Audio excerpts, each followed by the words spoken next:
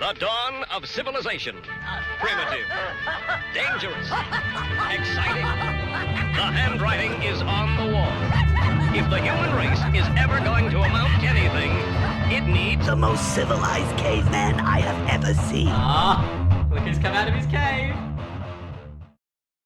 Hey everyone, thanks for listening. This is James from Cave Dweller Music. I'm here with Brendan, and we have the guys from Pitch Black Manor with us tonight. Thanks for coming on the show. Thanks for having us. Yeah, thanks so much. No worries. Do you want to just quickly tell everyone who you are and what you do in the band, like what your roles are, basically? Yeah. Chad, you start. Sure. I'm Chad Pfeiffer. I'm the bass player and drummer. Play the keyboards along with the other guys. Come on, Hey, Lyle. I'm Lyle, and I do most of the guitars. I'm Josh, and actually, I do all the guitars.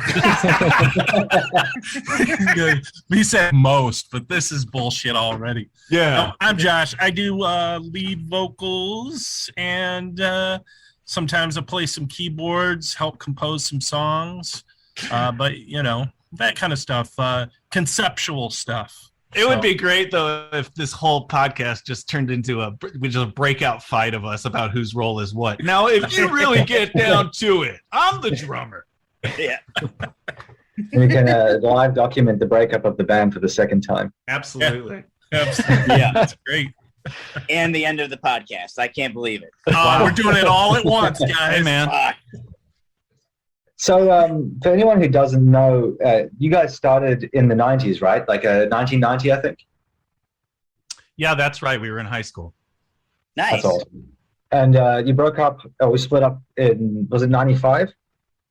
Yeah, around then. Were you still in high school? Yeah, and actually we all just graduated, so we thought, let's get another album in. I just got my GED, actually, guys. Yeah, Josh did not. All right.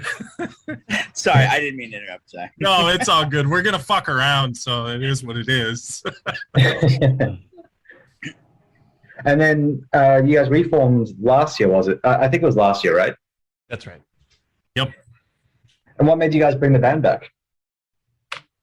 Well, I think it mostly was, I'm starting to think that we brought this thing back. And do you guys ever eat them Monster cereals like Count Chocula Blueberry, all that kind of stuff? I swear these guys, I just Monster Mash cereal the other day. It's fantastic, by the way. But I swear there was something in the air about us getting back together, because we get together in 2020 and we're like, yeah, this is going to be awesome. And then this Monster Mash cereal comes out the year after. I think there was just something in the air, to be honest with you. Yeah, I think General Mills is biting our moves, man. I think they saw what we were up to. Went right after it. I think you guys have to seek sponsorship at this point. Yeah, if you don't, then I don't know what's it's going going to court one way or another. Well, so. I'm going to be Fruit Brute. That's all I know. Oh, yeah, if they'll give up the identity. But he's the drummer on the box, Chad. So here we go again. We had been talking about getting back together. We never really broke up as much as we sort of moved on with our lives and weren't able, we were in different locations geographically, but with a pandemic last year, we were able to free up some time, and finally also the technology caught up in such a way that we can do it remotely. So that was nice. More or less why we were able to. Was that a lot of like backlog stuff, or is this a lot of new material due to like having the time to make new stuff? It's mostly new material. We did go back to some old themes and redo a couple of old songs from way back when, but for the most part, nice. We've just been trying to move forward.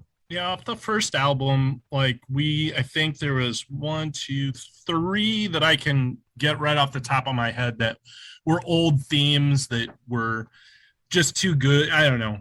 It's the themes that stuck with us. I think like Past Haunt was one of them. That's more of kind of like a dance, haunted house dance song, and then Dancing Fiend, which was a big part of our live show when we were doing things. We had a guy come out. He was an undead disco dancer, and typically I got into a fight with him on stage, and then we wrestled for a fake gun and pissed the venue off when we would shoot the blank rounds, and we didn't tell anybody we were going to do it. A different era, man. Yeah, what was the 1692? That was the other one, which 1692 was that one on the first album on Monster Classics. That one, we actually took a pretty far departure from the original song. And I think it's great. I think it's one of the ones that we came back to revisit that I was really like, this is solid material. And as per Night Creeps, no, there's really not a scrap of anything that was ever backlogged or thematics that we went from the old school. We just kind of, this album, Night Creeps, was ground zero. Kind of, we just kind of started and said, okay, let's Hell yeah. It was very different in some ways to the previous album. I really liked it, but you guys definitely changed sounds and themes a little bit, I noticed. Yeah, I mean, we went with a very direct, on Monster Classics, it was, Wolfman, Bride of Frankenstein, Invisible Man. We went very much so because it was called Monster Classics, and that's really, we wanted to get to like the real roots of, like our, I guess, the thematic we originally kind of started with, and all of our interests that we held across the board with one another for like old horror movies and whatnot. But with Night Creeps, we went, it's very much so more in the, I guess you'd say like slasher, psychopath. There's tinges of supernatural in there, Italian giallo kind of themed stuff, and a little bit, we definitely went a different direction than the first one. And I don't think any of us would be really happy if we didn't kind of try and break some new ground on a second album. Right. Hell yeah. Yeah. I like the actual music itself was definitely more like sort of EBM, like upbeat stuff as well, which I thought was really catchy, really fun album. Like I really enjoyed blasting. Yeah. My wife and I were listening to it tonight, and she was just like, wow, this is kind of fun, and I'm just like, yeah. And it's just so dark and evil, and you actually like it. Yeah, it's awesome. It was great. It's good music to make babies too. Just yeah. For monsters, you're gonna make monsters, Brendan. Stop. I've already got two. There was an email exchange that was pretty funny when we were working on one of the songs, and I was saying, I just sort of wanted to get another synth hook in there to just try and make it more fun. It felt like it needed more of a fun element. And Lyle responded, "This song's about a serial killer." Oh, that's great. That's awesome. Yeah. Doesn't mean it can't be fun. Exactly. Not. You have to have fun, dude. Like, and especially if you're a serial killer, like you can't just be the mundane serial killer. Like, you got to have some bounce and pop, man. Keep it fair. Nips and hips. I think that's what serial killers all say. That was Ed Gein, actually. Who is your favorite serial killer? Oh, we're gonna go way off here. I'll let the other two answer first, and then I'll go. Lyle. Jeez. I mean, you don't have to have one. That's just a weird. You can rephrase it as most interesting. I'm not a deep. This isn't going to be a deep cut, but I like creepy hippie stuff, so I'm going to go with Manson. All right. That's exactly where Lyle. That answer is very much so you. I love it. Well, I mean, if we're not going to be honest with each other, then what are we doing here? Yeah, absolutely. I'm a very I'm a Gacy man myself. I love clowns. Well, I'm not saying I don't want him over for dinner, but especially now that he's dead. But I've got a lot of clown collections and stuff like that. I've got like, it's too bad the Zoom isn't with the visual, because generally when I do these meetups, I've got a big clown painting right behind me. Yeah, it's one of the hobo clowns. It's an Emmett Kelly, actually.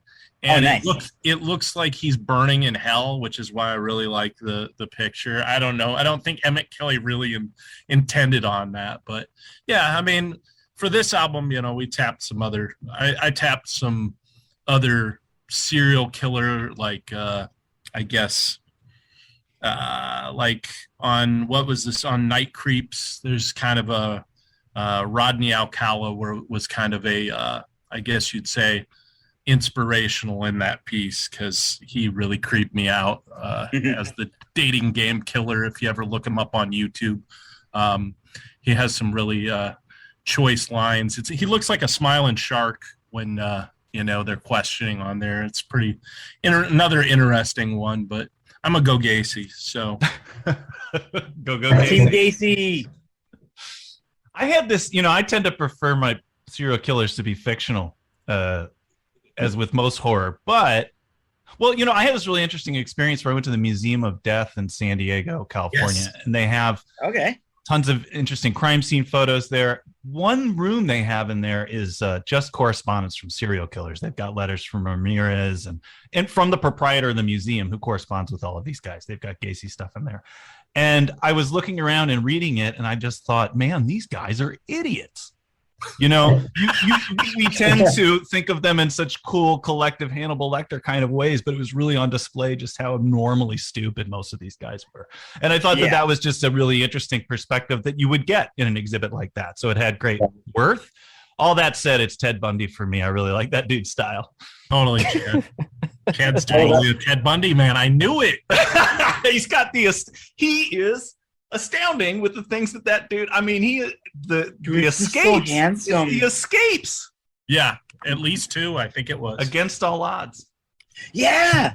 It was, they did escape, and they were like running around, and they didn't believe him at first, and they're like, "Oh, you should just go back home, honey." You're like, "No, man, no." He probably should not have represented himself in court, though. No. All the good ones do. It's always messed up when you watch the judge on that. The judge is all like, it's the end of this trial. You've heard these hideous things. He's got bite marks on people and shit like that. And the judge is like, well, son, you just went the wrong way. Like, what? Yeah. Yeah, I guess you did. Yeah. I'm sorry that oh, dude. I watched this. Have you guys heard of a show called Dark Tourist? Yeah, I have seen that. It's on Netflix, yeah. It's like a New Zealand guy hosting it. And he goes around, like, if you haven't seen it, he goes around to different cities and in different countries as well, and kind of does like dark tourism. So anything from like serial killers to like mass graves, like, all of this that dark type of stuff. And he goes to, I can't remember where it is. Where was Ed Gein based again? Ed Gein was out of Wisconsin. I was about to say it's Wisconsin. It's in Wisconsin, yes. He goes to Wisconsin and he goes on like the Ed Gein tour. Yeah. And God. There's all these women, like, I don't know, ranging all ages, like 23 to 50, who are like completely in love with Ed Gein. And he's like, I thought it was actually Dahmer. Maybe I thought it was Dahmer. Yeah, you're right. Yeah, it was Dahmer. Yes, Yeah. You're right. Sorry, I got see, I'm going to be the guy correcting on some serial killer shit. Thank you. Yeah, I got that wrong. It's Dahmer. And all the women are like, "Oh, we could have fixed him, and he just needed love." And I think he's fascinating how he didn't want to have to torture and kill them. He just felt like he needed to. Like, it's really weird. It was pretty bizarre. You were watching. You're like, yes, Karen, that's a great idea. He was also very gay. He wanted nothing to do with you. Yeah. They'll fix that too. Fix it all. Yeah. I mean, that's got to be what's going on there, right? I don't know if you remember that one woman on that show who's like, "I could have fixed him." Like, how would you fix him? Cuddles. Yeah. With your skin. Yeah. If you could go back in time and be that person's mother, perhaps. Yeah, there you go. Because that's the stuff that's generally missing. Just, like, give him a hug and like the freaking cold toy he asked for. Like, maybe not hit him once or twice or at all. It's just a little stuff. Maybe hit him more. Yeah, we touch, the thematics and in the album, they, it rolls towards some serial killers, slasher. That's the best. Yeah, it's more of a vibe, I think, on this one than it was a direct one-to-one like on Monster Classics. Sure, we were writing songs about different monsters. Whereas here we didn't. Lyle had written a draft for something and he just called it Night Creeps, and we thought that sounded good. And then it was, well, what does that mean? Because it could have so many meanings. People who are actual night creeps, a feeling you get. Sorry, it's very loud here. And we were also all, as Josh referenced, watching Giallo and 70s sleazy kind of stuff. And I think that those sounds also influenced what we were working on. And then in terms of the musician, or in terms of the music, we were stripping back a little bit more. It was a little less new romantic maybe than the first album, and a little more straight up sleazy synths and very straightforward guitars. We were kind of saying sleazy Devo a little bit while we were writing. You had me at sleazy. Yeah, like Saturday Night Cleaver is very, it's got that kind of creepy, oozy feel. It's the guy with the slick back hair and the kind of nasty mustache and the blue blockers on that's cruising the Sunset Strip. That's the kind of thing that I saw when, we were working on a little bit of sweaty cocaine action. Absolutely. Yeah. It's just such an unglossy era. Ugliness was very in vogue in, say, the mid to late 70s.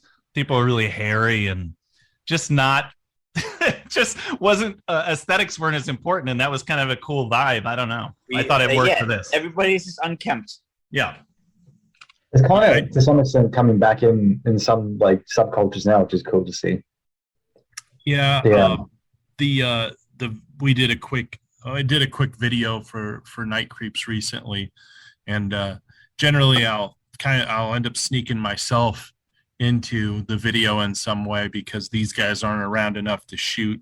I've been wanting to, hopefully we'll be able to work that out here within like the next year or so, as Chad may be coming a little bit closer to us here because Lyle's about 3 hours away.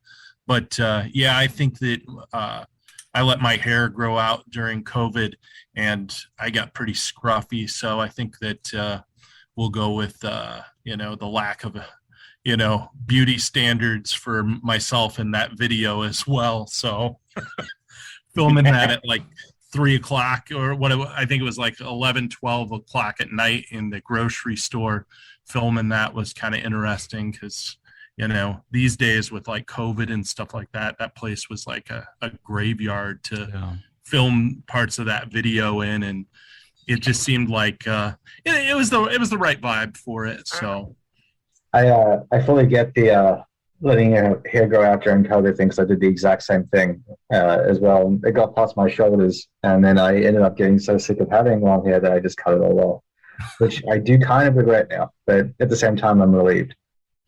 You did have an amazing Jesus vibe going. Yeah, well, that's why I cut it partially, because I had people on the street telling me I look like Jesus on like a weekly basis. You could you can get some charity work, get some cash. Maybe you just showed up places, laid hands on people. I did a public poll on Facebook before I cut my hair, asking people if I should start a cult or get a haircut, and the cult did win the poll, but I chose to ignore it. The cult did win. They did win the poll. You've got the name for it. Let's be honest. The Sweet Love cult. Lyle's gonna be in it because he loves him some Manson.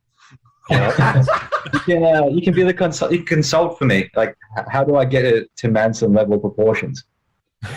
There you go. We'll meet girls that way. So basically, we're going to talk a lot about horror during this. It's going to be partly about music, and Brendan and I are also massive horror movie fans. I'm going to take a wild stab in the dark, but you guys are too. So in correlation to your album release, have you guys watched the new Fear Street movies? Any, what were they called? Oh, Fear Street? No, Yeah. I actually haven't seen them. That's a little, maybe. There was a guy that was working on the bathroom in the apartment, was a huge fan of that book series, and he was about 20 years younger than me. So I think that we missed the boat on those, because they're like a mid-90s book series, right? Fear Street? I think they are, but the actual movies have gone like a really throwback 80s slasher vibe, which is why it kind of like resonated with your album a little bit. It's got that. Okay. Yeah. It's I fun, too. bookmarked them because I do want to check it out. But no, I haven't gotten a chance to watch those yet. And aren't those that where the slashers sparkle in that? Yeah, it's kind of like the Twilight of slashers. Yeah, so. I have no idea. They sparkle in the sunlight. There's 3 parts, and it starts in present day and then goes back by 2 decades and then back by 300 years. To like the origin of the curse that starts the whole slasher thing. Oh, I was about to say they're keeping it real consistent. Yeah, I don't know. It's kind of goofy, but it's a lot of fun. It's just like a fun throwback. So I think you guys would dig it. It's worth watching. Yeah, it's on the list. On Netflix, I've been watching Kingdom, which is the Korean zombie series. Oh, Have you guys I watched that. That's great. Oh, Yeah. I saw that. I want to start it. It's wonderful. It's really good. I want to see it. I'm gonna Have see you, it. have you watched the special episode yet they just brought out? No, I haven't. I just finished the 2 seasons, but it's interesting because zombies seem to be so played out, and it just seems like I wouldn't want to watch any more content like that. But they had enough variation on it, and the sort of feudal Korea stuff was so interesting. I just thought it was really good. And then Black Summer too on the same thing kind of knocked it out of the park, I thought. Dirty Black Summer. Danzig's here? Where?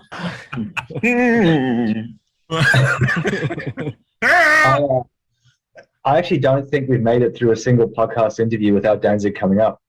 You know what?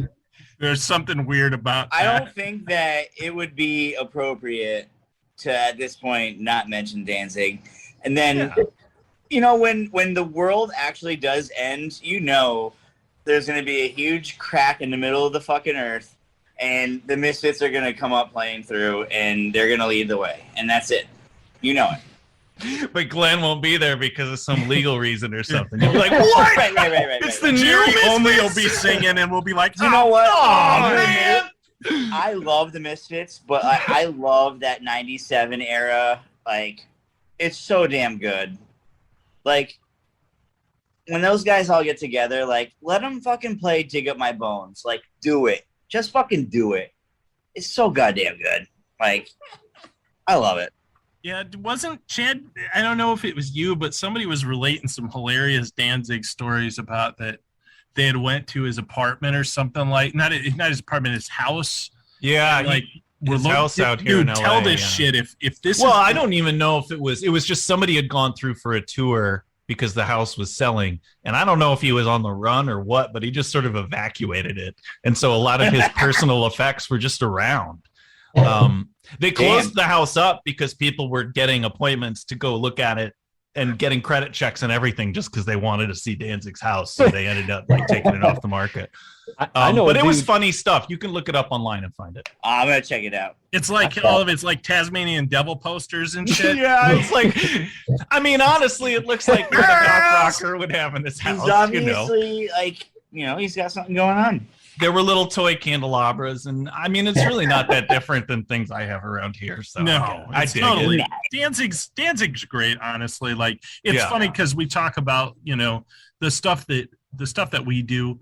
I mean, I was turned on to Danzig kind of, I don't know, late into the game for, I wasn't really into like hard rock metal, but my buddy, and this was sometime around in high school, he turned around and he was like, oh, you should really check out this Danzig album. I'm like, fine, I'll give it a shot.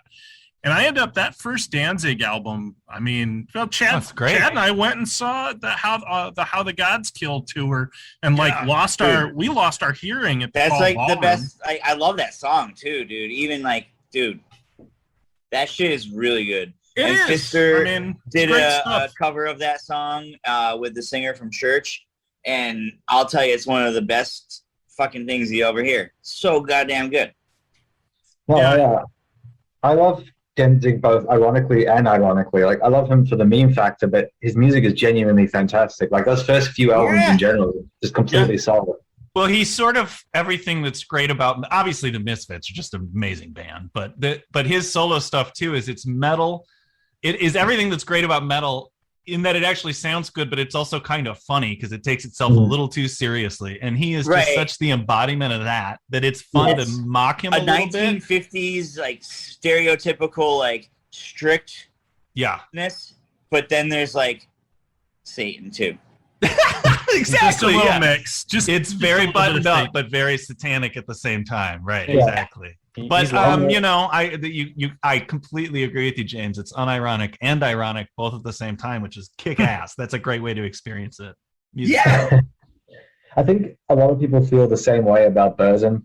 I mean, I'm personally not the biggest fan of it, but I think there's that same thing where some people genuinely love the music, but then Varg is like the biggest meme in the music industry. Well, he's up there at least. You know, I put Danzig in my, I'd say top 15 of, because it's hard to really narrow it down, but he was a huge vocal influence on me, because when I listened to him, I was like, hey, this guy's channeling Elvis and he's channeling Morrison, and he's and kind of just makes it work somehow. And there's been some tracks where I've hit some notes in the way I've have hit things in songs where I was like, boy, that sounds awfully Danzig, and wanted to pull it back because I can see my own influences come through sometimes when I'm working on stuff. As long as you're not yelling "go," you're all right. Yeah, that's probably. I'm gonna take that out of our repertoire. No go. You got it. Go. That's literally the chorus. Oh! So I feel like Danzig took a lot of his repertoire from Jim Morrison at the same time. Like there's so much influence from Jim Morrison's vocal style to Danzig's. I mean, obviously there's like the heavy metal side of things, not as much, but the bluesy side of things, there's a lot of similarities there. He enunciates.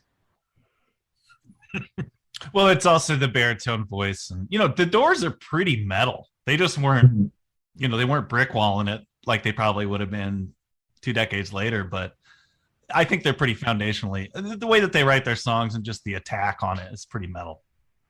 Yeah, I agree. I think they had a huge influence on like a lot of music that came later. Them and like Zeppelin, both those guys, not metal bands, but like massively influential on later bands. Deep Purple around that time. Yeah. Mm-hmm. Yeah, I was talking to a friend about this recently, like prog rock, the amount of like influence that 70s prog rock had on, especially the more technical genres of metal. Like it's huge. It wouldn't be the same without bands like Yes or Rush or any of those guys. Oh, especially King Crimson. Yeah. Oh yeah, they're coming around soon too again, man. Oh. But we are getting off topic. So back to horror movies. I'm going to ask you guys, do you have personal favorites, or is it too hard to narrow it down? I'll go for that one because it's easy. I saw the Night of the Living Dead when I was a young teenager, and just at the time that hit me, that is my all-time favorite. Like I can still watch it and enjoy it. I know it doesn't like push a lot of buttons for a lot of people, but that's definitely mine. Nice. You mean the original one, right? The black and white version? Yeah, the black and white version, the public domain. I mean, you can get, that one. Awesome. Yeah, that one's great. I go with the standby. For me is if somebody was to push me into a corner and just say, okay, horror movie for scariness and actually like being effective just across the board of what it did at the time. I would say I'm gonna go Phantasm, because honestly, I saw that film Phantasm and The Fog as a double feature when I was like 3 or 4 years old at the drive-in, and it just stuck with me, over the years. And I think that the dreamlike quality of Phantasm, just the way that they were able to jump between, well, is this reality? Is it not reality? And then, the death of, a close sibling, a family member like that, and bringing this all kind of into this melange of like the guy who Angus Scrimm, I believe his name is, I mean, is one of the most imposing like horror figures, I think.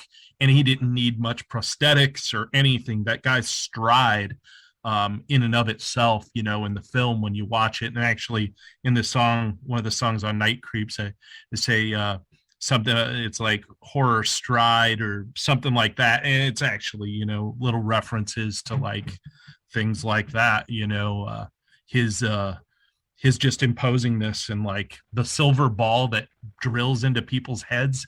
I mean, and the otherworldly dimensional nature of these like Jawa creatures that come out of nowhere and attack people in the dark.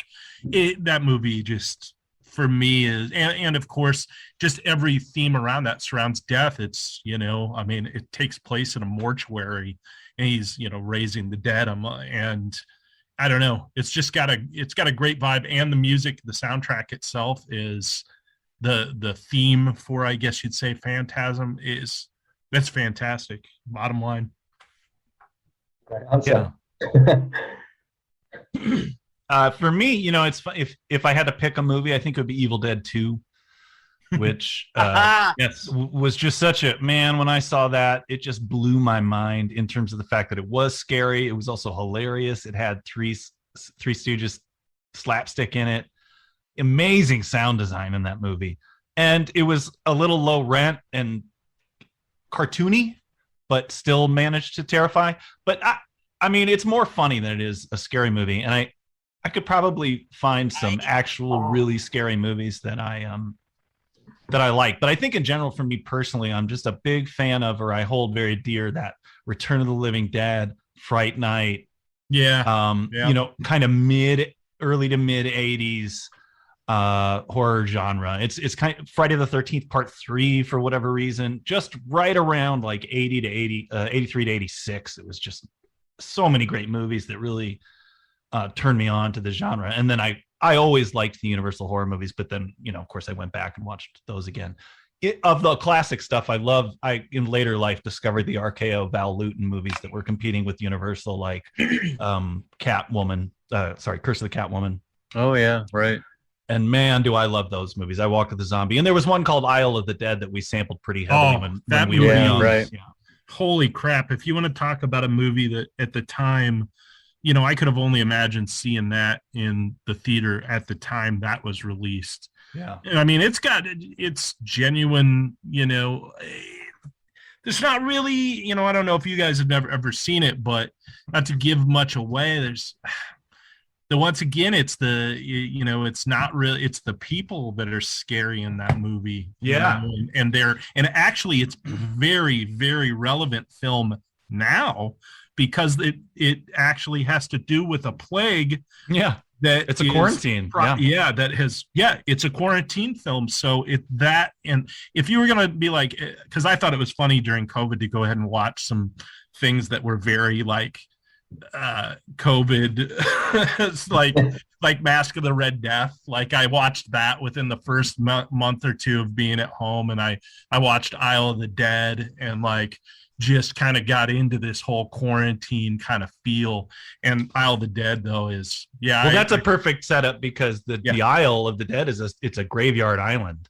Yes. That they're going over to visit people on, and then plague hits the mainland, so they have to stay there in quarantine on that island. And there's somebody who's cataleptic, who has death-like symptoms when she goes into her trances. You can kind of see where that's going. But there's also a movie called Bedlam that's really good from that time. And I said Catwoman, I think, but what I meant was Cat People and Curse the Cat People.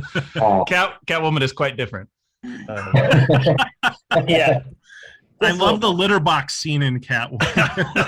Yeah, oh my God. Perfect. I mean, if you're into that kind of potty stuff. Don't look at me, but look at me. Brendan, what about you, Brendan? What have you got? So I'm gonna have to. I was going on and listening around, and I was thinking about my favorite movie, and it was Army of Darkness. Oh, right on. Yeah, and I was thinking, I was like, it was for basically the same reasons. I was like, dude, this is like, it was funny, had some good action in it. It wasn't quite exactly scary, but I think they just like fed off of like, you know, when they made the first movie, I feel like they were like, all right, let's do this better. And then they made the second one, right? It was almost kind of like a non-committal do-over, right? And then, I don't know, Army of Darkness was just... Well, it's so great. crazy. It's a crazy movie. And when do you get to see something like that these days where they just, it's medieval and there's a horror movie guy with a shotgun and nobody makes flicks If like you that. haven't mentioned Bruce Campbell and liking horror, then I don't know what you're doing in your life. So, Right. Yeah, and I mean, we obviously have when we, you know, there's a serious, because honestly, you know, it's funny that Chad says, because I'm saying phantasm because we qualify, but I mean, you know, on the other hand, it's a very hard toss up for me. I go phantasm, or I say Fright Night, which I think is one of the most superb horror films across the board, you know, for everything from, you know, practical special effects, you know, which are amazing in that film. And the fact that it's got a lot of humor, but I mean, you know, it's got some tense moments in the film. So yeah, and I think our music very much so kind of runs into that as well, where we're not taking, you know, there's some songs that it seem a little bit more serious, but there's always a lot of tongue-in-cheek what we're up to. So well, yeah, Fright Night has that Sparks song on it, Armies of the Night, and suddenly everybody likes Sparks. That's like the new band that everybody likes these days. There's a documentary coming out about them, and I know that they were top sellers in England in the 70s or something. But that Armies of the Night song, I thought I was the only one that liked it. It's all over that documentary. Oh. yeah, it's a great, it's actually a great song, you know. Yeah. But it's so, I mean, it's the most 80, if I could pick an 80s song, I'd say that is probably one of the most 80s songs ever. Yeah. You know, and that's throwing out Huey Lewis and the News and all sorts of other that soundtrack, although I think the Lost Boys has the 80s-ist. Okay. Soundtrack. Yeah. I could, I have that on vinyl, that the Lost Boys soundtrack. Nice. It's you're right, it is aggressively 80s. But awesome. Yeah. Speaking of soundtracks, it just might be showing my age here, but like I have two favorite soundtracks, and it's the Judgment Night soundtrack and The Crow. Oh. Nice. Yeah, those are both good, man. Judgment Night, that was the hip hop grunge kind of crossover. Yeah, that was right? like the first kind of mashup series, you know, like yeah, I thought that was so like cool. Shaking it up a little bit, you know. Yeah, and then The Crow, that's just a classic one. My favorite soundtrack from any horror movie, or any, I don't know if it's a cross border, but we're still doing horror movies, but mine will have to be Sinister. The soundtrack for that is just absolutely phenomenal. Yeah, it's scary. Yeah, I mean, it's very atonal and screechy, and I'm right? That's the one where it's just a lot of like dissonant noises. Yeah, it's a lot of those. It's got like Olva, you know, the band Olva. They do a song on it. Yeah, it's very unsettling. Like it's actually, the soundtrack is scarier than the movie is. Yeah, yeah. I'm betting that to be the case. Yeah, that movie was so. And then I guess, okay, so for my picks for horror movies, I have to do it as two categories, like old and new movies. Old ones that stand the test of time, I'm still going to have to go with the original Exorcist. Like I watched it at the cinema last year again, and it still holds up as like a genuinely scary movie, even that many years later. You know, I'm gonna, just because I'm vibing with that, I saw one of the sequels to that, one of the best movie theater experiences I ever had. I was at a sequel to The Exorcist, and there was a scene where like a statue, like a Virgin Mary statue, comes out of an alcove and you don't expect it. Somebody in the theater fucking freaked out and started screaming like in terror. And it was spoiler. It was so awesome, like just to be there, like, and have somebody lose their mind while a movie was. I don't know. Sorry to interrupt you there, but no, you're fine. That's a good story. No, that's awesome, man. Very rare. Awesome. Was it Exorcist 3, the hallway scene with the nurse? I think it was. Yeah. Yeah. Oh God, that's scary. Oh, you know, like one scene that got me to like really jump was in Pet Cemetery. And the weird fucking lady that was like, oh God, it's been so long since I watched it because I can't even. Oh yeah, that guy. You know, that's she's like actually crippled in the fella. bed, and then all. That's a guy. Like, you It know, was and it's really like, skinny and in I makeup shit my appliances. fucking and pants, stuff. man. Like, dude, I swear to God, it was like also like the first time I watched that. It was also probably one of the first times I ever got stoned in my life. Sorry, Mom. And then like, all of a sudden, it's like, get where's off that the fucking lady computer comes with around your the fucking corner? friends. Like, what the fuck is going on around here? Like, why? You know, like, oh Jesus, yeah, it- just bad time. Good times, bad times. From here on out, Brendan, I'm going to be your mom in this interview. Yeah. Are you talking about smoking pot with your friends? Oh God, I did. I'm sorry. You know, Exorcist, it's funny, that if you go back and look at, because horror, and I mean, that's probably one of the big reasons why we even do what we do and why it continues to be, you know, 25 years later from when we started, you know, when we were in high school to now. I mean, it's cathartic, and you can there's so many great things like, you know, Exorcist. There's the perfect one. Lyle's talking about somebody flipped out in the theater.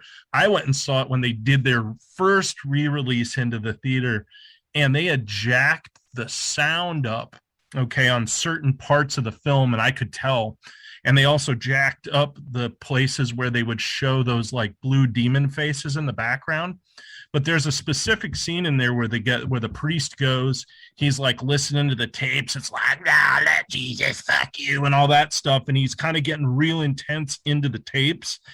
And then all of a sudden the phone rings, and that I swore the whole theater jumped at the same time when that happened in there, because the phone was so loud in comparison to the voices that you're trying to like hone in on. It just, you know, and I mean, hell, that film has got, you know, if you go back and watch the old footage of people showing up at the theater to go see that, I mean, people were being taken out of that place like legit in like stretchers and stuff like that. So Oh yeah. And you know, it's when you get that stands the test of time, because I view it through a different lens now when I watch it. Things that I didn't really pay attention to when I was younger, because obviously you've got the vomiting and the floating over the bed and all of these really cool horror special effects. But the last time I watched it, all of the, you know, there's a long time before those things start happening. Yeah, Where there's a lot of it's build-up. just the anxiety of what's wrong with my child. Yeah.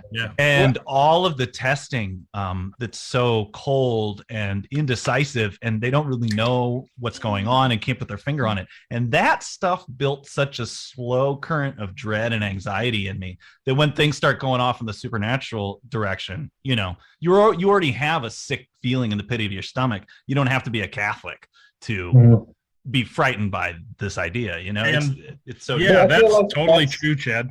Yep. That's something that a lot of modern horror movies can't pick up on. Like, this is a generalization, obviously, but I think a lot of older horror movies that made them so good was there's a lot of build-up and character development before the scary stuff started happening. And nowadays, a lot of the stuff that gets churned out, it just launches like you're in the first 5 minutes and there's already someone possessed. You're like, okay, I don't really care. I don't know these characters. There's no build-up. I'm not stressed. Oh man, I watched like one of those Insidious movies or one of the newest one that came out. It's about the two people who investigate the different things. The Warrens, yeah. Yeah. Oh, you spoiled the whole movie.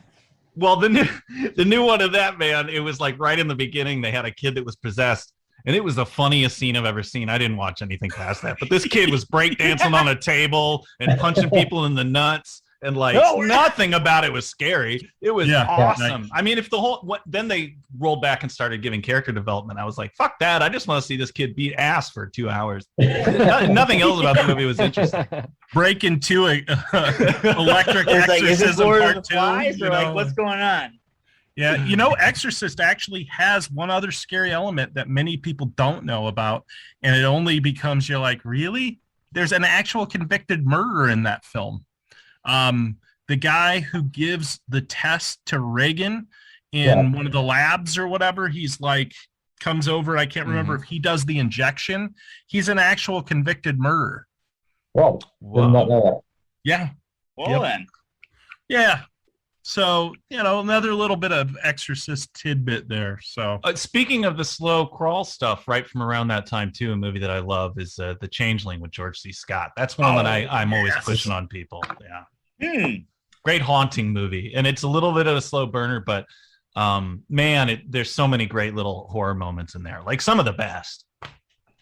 You know, I and feel- that's hard too with haunted house movies. That's one of the hardest, or ghost movies, because they almost invariably end terribly. Like, what is it? How the remake of House on a Haunted Hill, where Chris Kattan is like a ghost at the end helping people escape, and you're like, where did this fucking movie go off the rails? He sparkles in that movie a little know, bit when he's the ghost coming back. He's kind of a sparkly ghost. Yeah, you know, the that genre itself, you know, the ghost genre is such a hard one to nail. Like, you got but probably that one's great, but you also got The Innocents from I think about 1956. Genuinely, right now, go watch that film. Turn the lights off. It's either 56 or 65. I think I'm being dyslexic here, but it's a black and white, and It's the turn turn the of the lights screw. off. Watch that by yourself, and I'll tell you what, it's a genuine. Once again, it plays on the angle of children and like their kind of mental being mentally deconstructed in this, you know, or the mental deconstruction or destruction, I should say. And it really, you know, it grabs you, you know. So you're not finding a lot of these types of films being made now. They're all about the money shot. You know, it's like how porn all got ruined too. I mean, I know watch, you know, Boogie Nights. Watch Boogie Nights, and that'll tell you the story. It's the same story of horror right there. See, Yeah, it's just like either be scared or horny. You got it. Right, next round. Or Favorites sometimes and both. benchmarks. I mean, can you be both? That's okay, right? yes, It you is, can okay. be. By the way, Okay. Just making sure. I thought you always were. Is that just me? yes.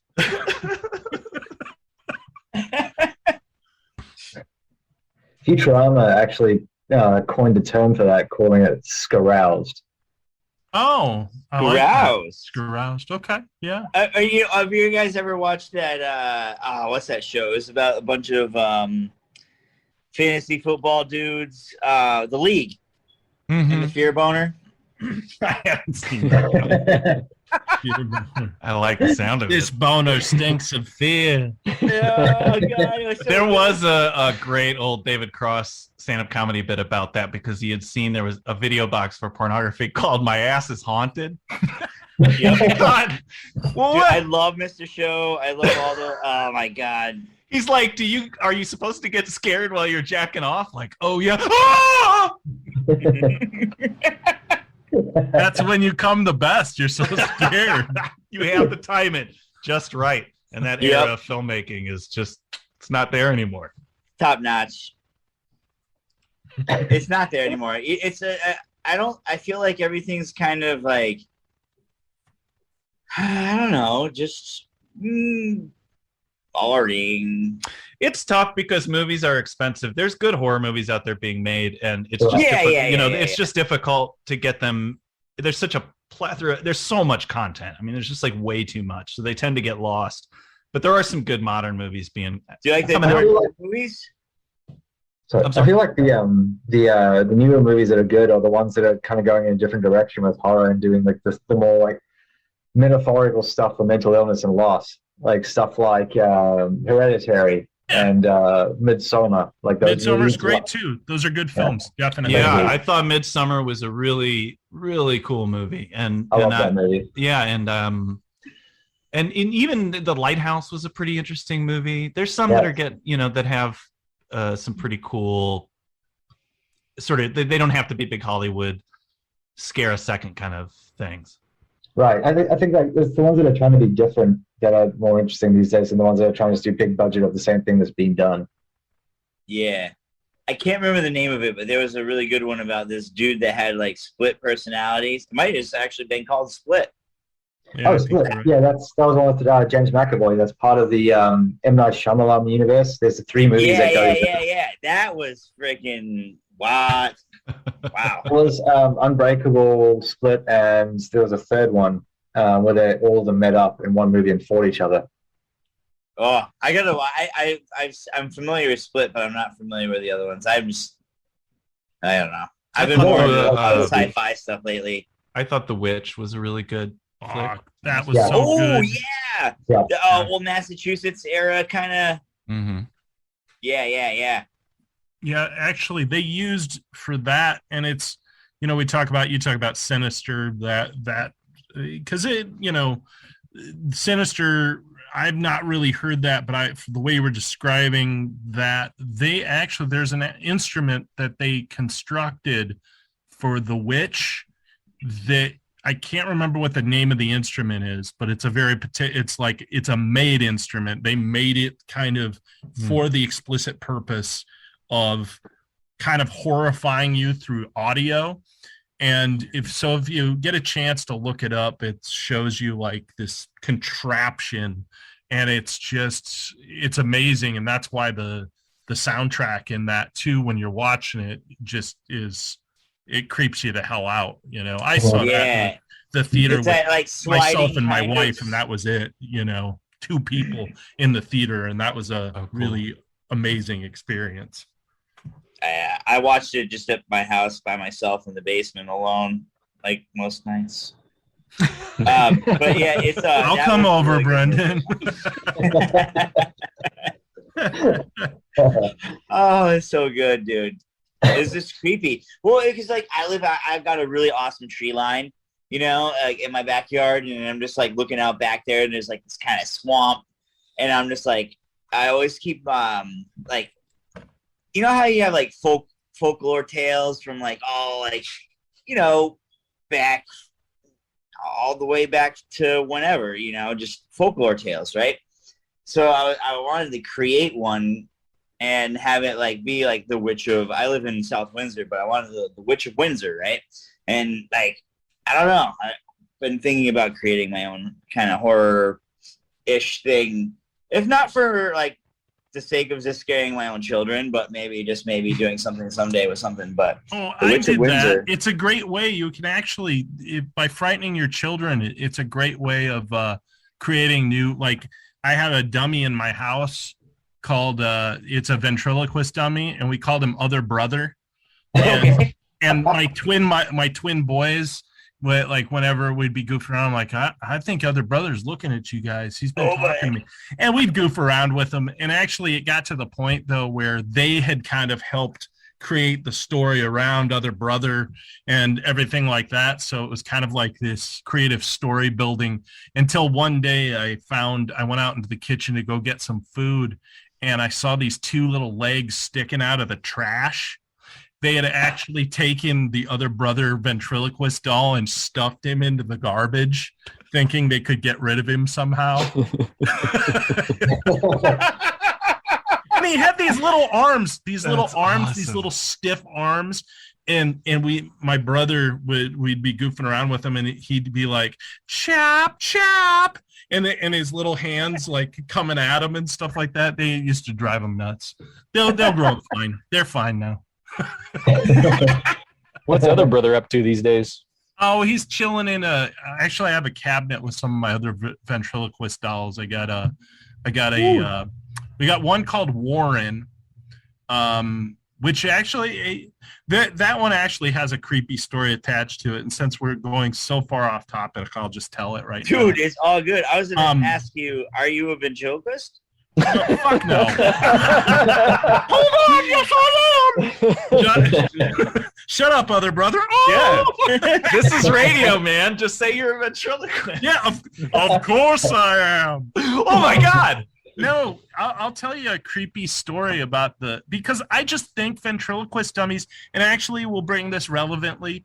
The song on the album Night Creeps to the Grave is all about ventriloquist dummy. So anyways, we've got this one, I call him Warren. I got him from this, I don't know if you guys know the store where the American Pickers are or whatever. My wife used to work there a long time ago, and she got me a good deal on this ventriloquist dummy. And we got him home, and we're like, what do we call this guy? Because I think the name on the box was really fucking crummy. It was like the Paul Winchell show dummy. It had the original box and everything. So it's kind of creepy in that regard. But my brother comes in, and he's like, oh, that guy's name is, and he just looks at him for a second. He goes, it's Warren. And I'm like, oh, that's a great name for a dummy. Well, what's kind of kind of cuckoo is that we were tearing up a bunch of the carpet in one of the rooms that was used to be an old studio of mine up here, and we were tearing shit up, and we found an old dog tag in the floor, and my brother never knew this. The dog tag actually had the name, the guy's full, like, was Warren something else. I can't remember what it was. So when he ended up calling this dummy out of the blue, I'm like, why'd you call this dummy Warren? And he's like, it just looks like a Warren to me. And I'm like, that's kind of creepy. That was creepy. You know? Yeah, you know. I don't know. Yeah, it was kind of weird. We just It's the dummy shell shocked. He has dreams about the war. And I got a hobo clown like one, and then I also have the one from Goosebumps, the movie. My kids wanted it. I think they wanted him to do battle with other brother or something, so they bought one of him. They bought him. I was like, what do you guys want? And they're like, we want that dummy from Goosebumps. So I have like those stuck in a cabinet with all my old monster magazines. I was gonna suggest you guys, if you ever ran out of material, there's like a shit ton of amazing Goosebumps books that you could write songs after. Yes. Don't worry, I've got them right next to my bed. Dude, I have all mine from when I was like in third, Slappy. That's the fourth, fifth grade. Dude, I got them all. I got a whole I have 2 bins and they're just full of Goosebumps books from back in the day, dude. Got them. I want my kids to be scared. It'd be fun. Goosebumps was like a perfect childhood book, though. Like, I don't know, I loved it as well. I haven't met anyone that was sort of around that age that didn't like Goosebumps, really. Having Horrible Histories was the other one everyone loved. Never heard of that one, but I know that Goosebumps. Scary Stories was the other one. Yeah, there was To Tell in the Dark or something. Oh, like yeah. Yeah. There's a movie about that. My wife's is younger than I am. She's like 12 years younger than me, so it's kind of funny sometimes. She'll tell me about things that she thought were scary at her age, and I'm like, we were laughing about this shit. You know what I mean? Like, I'm 47, so she was telling me about these Goosebumps, and like occasionally I'll watch one if my kids are around or something back in the day, and I'm like, whoa, these things are so unscary. Yeah, I never got into watching them, but like I had all the books, you know what I mean? Yeah. So I'm 10 years younger than you, so it was like it's funny to see like that whole like that enjoying the whole Goosebumps like theme and era, but like I feel like though musically it hasn't been covered, and not really. Oh well, we're there to help out. We're definitely to help out with that. I think that would be fucking awesome. Yeah, you need an endorsement from R.L. Stein. You got R.L. Stein and the cereal company. You guys are set. Yeah, why are we being paid more? That's what I want to know. Yeah, you said Pitch Black Stein. So the other thing I wanted to ask you guys before we do run out of time was, musically, who do you guys consider sort of an inspiration for your sound? Like, obviously, there's a mashup of a lot of different stuff going on there, but which bands did you guys kind of draw the most inspiration from? Well, we mentioned Devo. That's up there for sure. Yeah, that's huge. Those guys we actually covered one of their songs when we were much younger, like in high school. We did a cover of Whip It, and that was part of our repertoire for quite a few years. So yeah, I'd go with, for me, I mean, outside of them, I'd actually say Thrill Kill Cult. That one's a big one. Hell yeah. For me. Huge. I mean, the Confessions of a Knife is from beginning to end, it's an amazing album, and it's got a great kind of insane slasher feel to that. You know, if you listen to that all the way through with all the bits, like I have no idea how those guys didn't get sued for that album, like in terms of the amount of sampling that they I have no idea if they cleared it or not, but it's wonderfully used. Like there's the great sample.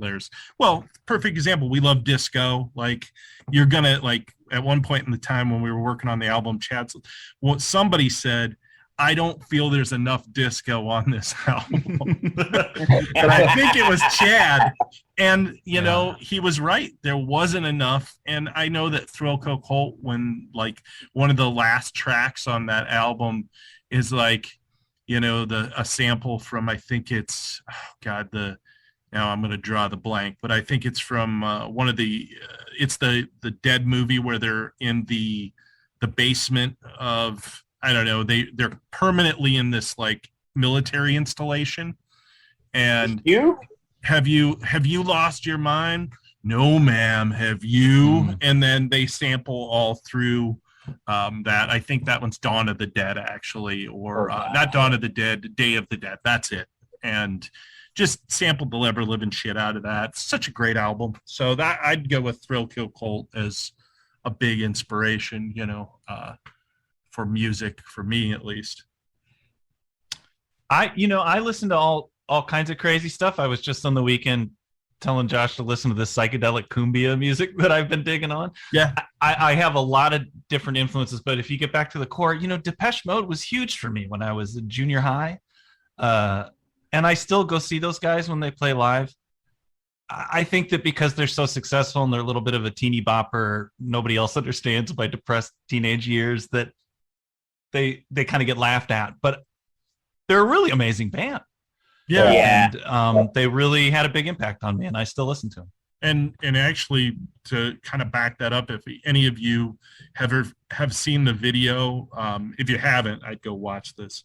The video for the song called Wrong. That is a horror video in and of itself. Yeah, I don't know if any of you guys seen it, but you watch it and you're like, if it's the first time you watch it, it's kind of got a stunning end on it. And you're like, the art of video is we're also like, because I love doing videos. So when I see pieces like that, I go, video's not dead and you can do good things, you know, like video is still, you know, music videos are still a very much so a way to get your music out there and like express something about, you know, visually about your music. So check that out. It's good. I'm really fond of bands like them and Dead or Alive and the Pet Shop Boys, who are essentially writing torch songs that could very well be ballads sung by a woman on a piano top, but they put these disco beats under them and it enters the dance club. And I've always been attracted to that kind of music. We were talking about metal and we're talking about Thrill Kill Cult, and I love the Wax Trax industrial sound that we all grew up around, and I think probably impacts the three of us the most, maybe. But yeah, I still love that kind of romantic dance club stuff that those guys did around then. Nice. I think that you guys, if you haven't yet, check out band.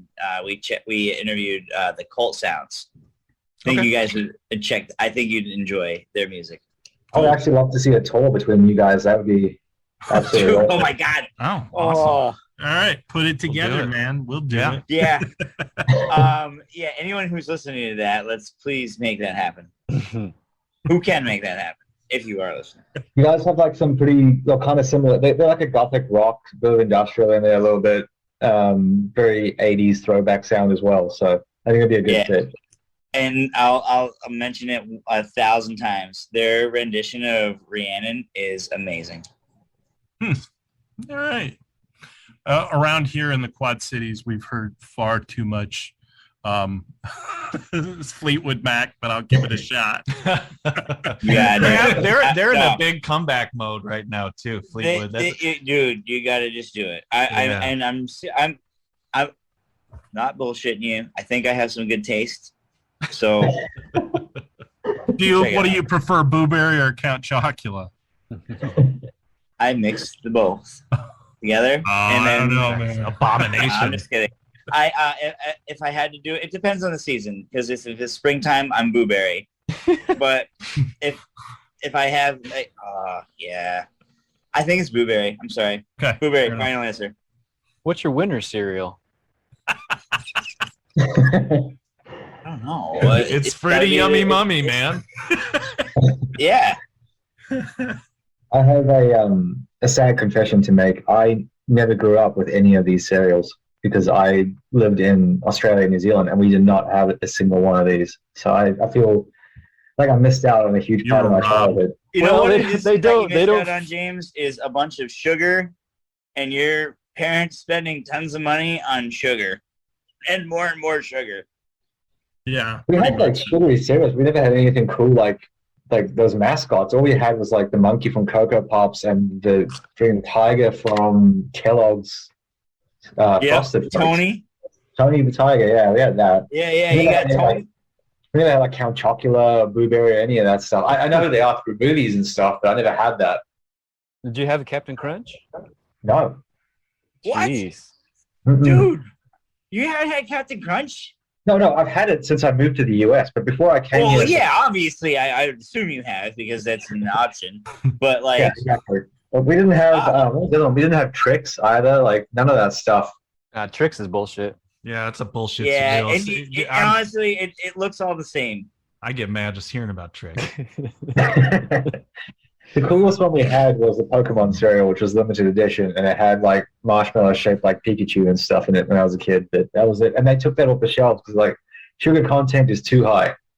Oh boy. Oh man, come on, guys. That's what we lived. I mean, it just goes even for with like Monster cereals. I mean, Monster stuff was the biggest thing when I was a kid. So if you could get Monster cereal, and then you also had like Monster figures to play with, like I mean, it was all was like the old Remco figures and stuff like that. So yeah, Lucky everything- Charms had the leprechaun. That was a monster. Well, we didn't have Lucky Charms either. Another one. Hey, leprechauns are definitely capricious, evil creatures. Yeah. Actually, so Yes. more. You evil cannot be creatures. trusted. They're all. They're I hard mean, to that catch. cocaine addicted tiger you were talking about. They're all Yeah. kind of effed up. Right. There was that Cookie Crisp wizard. Right? Oh yeah, Yeah, that's right. yeah. Yeah, they were all kind of insane. Now they. We started talking about serial killers, and we're ending with breakfast cereal. It all, Breakfast serial it killers. all comes full circle. All comes It's full a circle. natural segue. Yeah. That's amazing. Before we do it, Brendan has a couple of questions. He always likes to, they're like rapid fire, put you on the spot stuff. So I'll let him God. fire off those. And as you put me on the spot, I feel like we kind of. Oh Jesus! Hey, and Brendan, I'd say my spring cereal is also blueberry. So Well, I mean, Count Chocula. I think if I was gonna have a but- spring wedding, I'd serve blueberry. Yeah, blueberry. That does seem natural. Yeah, well, it only makes sense. You want to eat a cereal in its season. Yeah. You got to know what kind of wine goes with the cereal too. I mean, there's. You're eating blueberry in the winter. It's Mexican blueberry, and it's a different. Yeah, and it just doesn't taste the same. It's not like drinking Mexican Coke, No, right. It just doesn't make sense. I don't know. We kind of covered a lot of the fun stuff. Like, Oh, good then. So if we had a little bit more time, I want to ask you guys about two more things. Music videos. I absolutely love everything that you guys have done with your music videos. Just want to say, awesome job. Great. Awesome, dude. Credit to Josh. Thank you. That's right. Thank you. That's something that like I am 100% like. I don't know. I just love working with dead film. Stuff that a lot of the stuff that I do is really just a lot of public domain stuff. And if it wasn't being used, bottom line, it's just dead to the world. So I like breathing new life into it. Interjecting myself or the band into it, and it really lends to kind of the vision of getting the stuff out there because it's not thrown together. I take quite a bit of time and pride in doing those, and the last one that that I did, I had a blast doing the one for Night Creeps. My wife actually helped me film some of that at the, like I was talking about earlier, at the grocery store, and then I just filmed some stuff around the back of my building, like if you look at that video, you see that lady walking through like these houses, and all the houses are kind of half built, so they have that exposed wood look on it.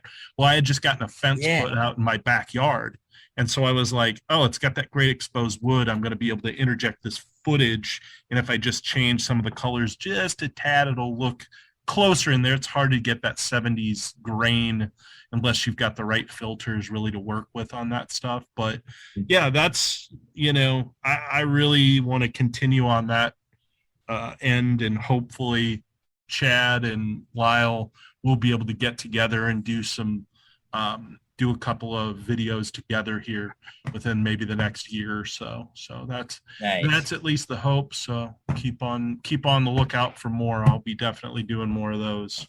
Awesome. Yeah, if you have any new ones, make sure you share them in our group, because I love seeing them pop up. They're awesome.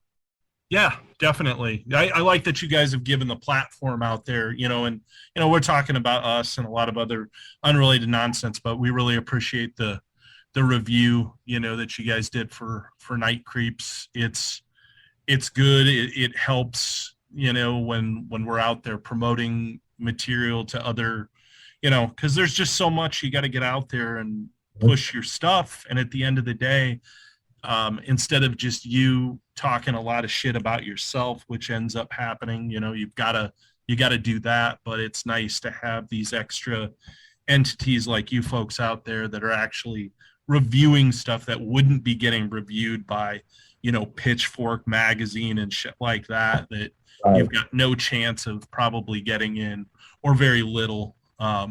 And being open. You guys hit a lot of, you guys honestly review. I'm pretty amazed at the amount of stuff that you're reviewing, and it looks like you're doing pretty like in-depth reviews on the stuff as well. So thank you. We appreciate that. Yeah, I think a lot of it too is like we cover what we really enjoy. A lot of it just comes down to, if it's quality content, it needs to be shared, and nice. I think it's paramount, I think, to share music. You see memes like, oh, like people that introduce you to new music are like important in your lives and blah, blah, blah. But it's super true, like without, I don't know, like music is different. It's super important. And when someone needs to hear something, when someone needs to hear something, it's like, oh my God, like you have to share. And I feel like a lot of the stuff that we hear and cover it's not your average stuff, it's not you're getting lost too. It's not something that everyone likes. But that's the thing is there's so many fucking people out there that love it. And that's the thing is there's like, what? So what? Maybe 100,000 people don't like it, but you know what? Like 100, like, 1,000, like a substantial amount of people love it, and that's where you're winning, man. Like there's just so much, like so many people that are just gonna like genuinely just listen and like it and love it. The thing, like the thing is for us, like for me especially, I can't speak for everyone involved in Cave Dweller, but for me, my favorite thing about the site is that I get to kind of find stuff that I like and not really care if anyone's going to read the review and just review it anyway. And then people respond positively and be like, "Hey, I never heard of this band. Like, this is awesome." Yeah. And that's the best part. Like when people actually like, "Man, I love this. Thanks for sharing it." Like the fact that we know we put someone onto a band that they would never have found otherwise. Like that's why I like doing it. That's the best part. It's awesome sharing like obscure, weird music from the internet with people on a daily basis.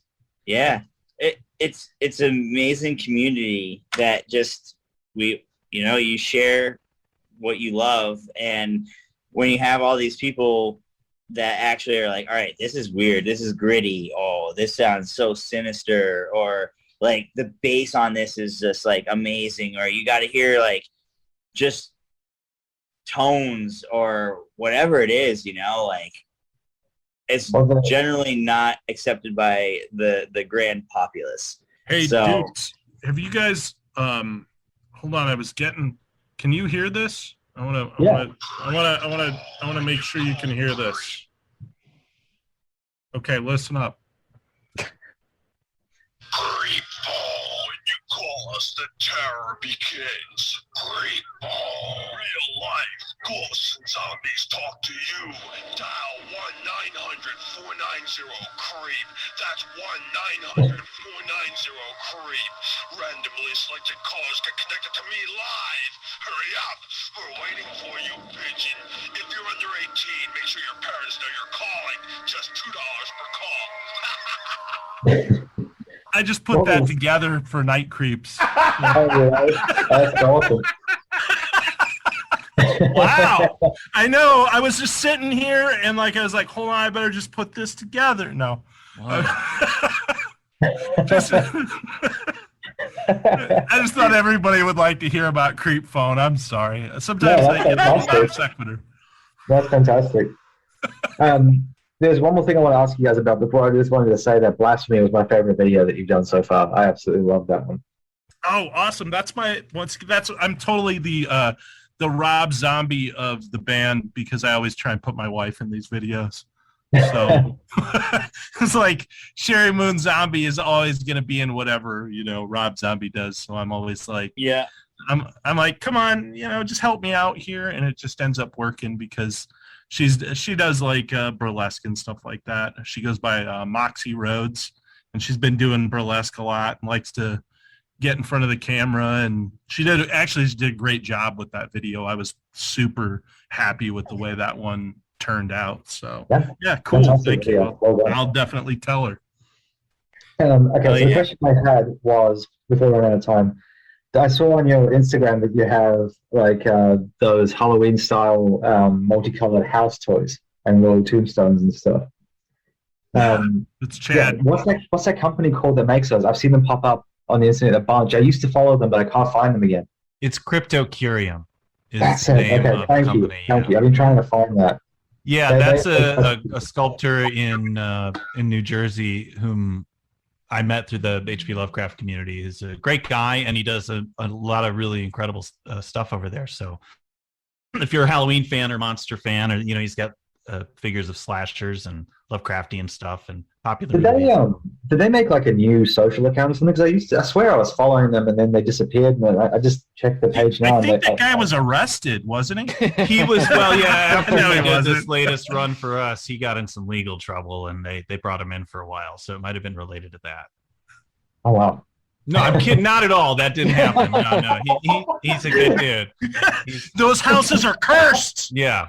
Buy He only them. sells Buy them cursed now. items. Yeah, we have some of those available actually. If folks are interested, they're little figurines of a haunted house that are based on the old blow mold Halloween toys, the orange and black toys that you see. Chad, they're action figures of haunted houses. Not I'm so sorry. They're action figures of haunted houses. We've got them in a lot of colors, and you can pick them up. They come with the album. So yeah, we've got some of those left. Cryptocurium's a great company. Oh yeah. Yeah, no, they're very cool. All his stuff is awesome. There's all the Lovecraftian stuff and the slashers, the little crazy jack-o'-lantern figures. It's awesome. Yeah, we kind of, and with the Lovecraftian stuff, Chad's been doing that he's been doing his H.P. Lovecraft literary podcast for, what is it, about 14 years, Chad? 11. Oh, wow. Close. Okay. Yeah, I thought it was longer, but, he's been doing that a long time, and it's been helpful. We've gotten to, meet. It's a nice configuration of people together that kind of, Chad's got that going on. I've got a lot of contacts on my end. Lyle's got some on his, so we've been able to push this Pitch Black Manor out to a lot more people, and we just want to keep on growing it. I think the idea with those action figures was that we would try to release the music on a different medium. Obviously, you can get everything through streaming now, and CDs have gone the way of the dodo. But we thought, what if it's a toy? Originally, the idea was it would have a USB that would pull out and would have tracks. All right. Didn't quite work out, but just the toy itself was a cool thing to do. I mean, I think people would buy it, get it, and then get the download at the same time. Hell, my guy got one with a download code. I was gonna say there's a couple bands that I think you guys would really enjoy. Would be check out Church of Misery if you haven't done it. Okay. They have a whole album dedicated to serial killers. And I think you'd really love it. All right. And then just a lot of like kind of like along the theme of like Creep Nights and all that. There's a new album that came out by Old Nick. I Am Vampire Castle. Oh yeah. Check that out. I think you guys will have a lot of fun with both of that, or at least enjoy them. It gives us somebody too, like occasionally you can hook up. I've found that if you approach, like we've done okay with like doing some remix, having some people do some remixes of our stuff. So, you know, it's good to get other names kind of thrown about.